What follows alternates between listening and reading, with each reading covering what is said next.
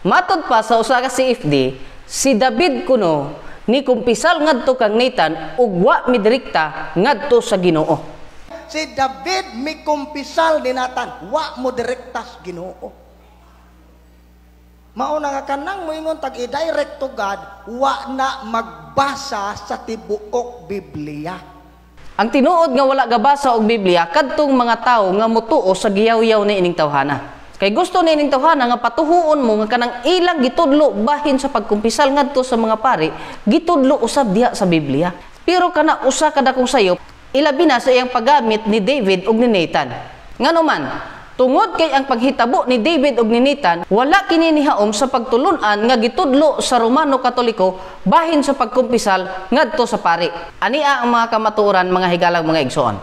Una, si Nathan mismo maoy ni adto kang David. Karon sa akong mga amigong Romano Katoliko, sa panahon sa kumpisal, ang pari ba maoy mo adto sa inyo ha? Ikaduha, si Nathan maoy nagtug-an sa sala nga gibuhat ni David pinaagi sa usa ka sambingay. Unya, kamong mga Romano Katoliko kung magkumpisal mo, kinsa may mutug-an sa inyong mga sala, ang inyong pari o kamo?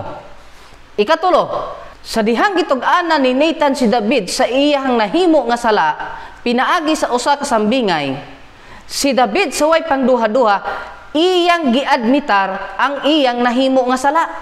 Hinumdumi mga higala nga ang pag-ingon ni David ngadto kang Nathan, nakasala ako diha sa Ginoo.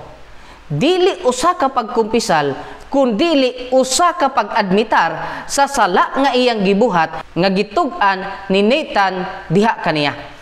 Sa ato pa mga higalag igsoon, ang istorya ni Nathan ug ni David, wala kini nagpamatuod, wala kini nihaom sa pagtulun-an sa pagtulun-an sa Romano Katoliko bahin sa pagkumpisal ngadto sa pari.